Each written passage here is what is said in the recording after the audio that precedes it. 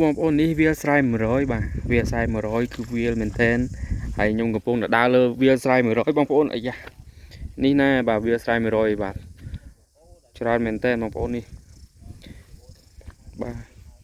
ដែលមានស្ថិតនៅលើភ្នំបូកគោបងប្អូនវាស្រ័យ100បងប្អូនមើលទៅនេះវាស្រ័យ100គឺបន្ទប់ដោយថ្មអញ្ចឹងបងប្អូនគេហៅថាវាស្រ័យ100នោះនៅកន្លែងនោះក៏មានដែរ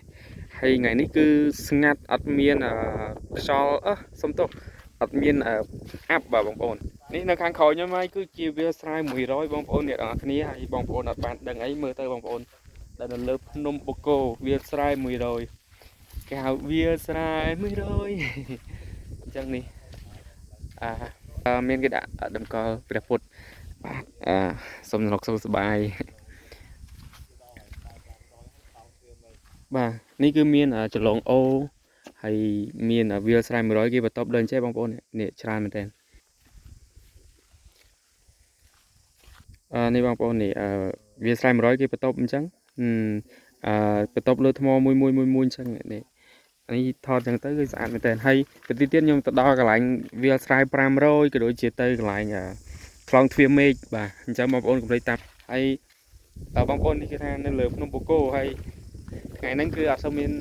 អាប់ច្រើនទេឡើងស្រឡះស្អាតហ្មងបើកថ្ងៃមកឡើងវាលចេះបដ ாய் ហើយសួរមកមើលបើសិនចុះអាប់ច្រើនយើងពិបាកមើលវិញតែនេះអត់សូវមានអាប់ទេក្តៅវិញនេះសុំពាក់មុខនោះជឿថាវាលធំហើយល្វឹងល្វើយហ្មងទៅទៀតខ្ញុំទៅនាំអ្នកនរគ្នាទៅមើលកន្លែងទ្វារមេឃហើយខ្លងទ្វារមេឃក៏ដូចជាកន្លែងវាលស្រែ500កន្លែងនេះបងប្អូនគាត់មកលេងច្រើនហើយមកទស្សនាច្រើនហើយលើភ្នំបូកគោតែគ្រាន់ថាថ្ងៃហ្នឹងខ្ញុំ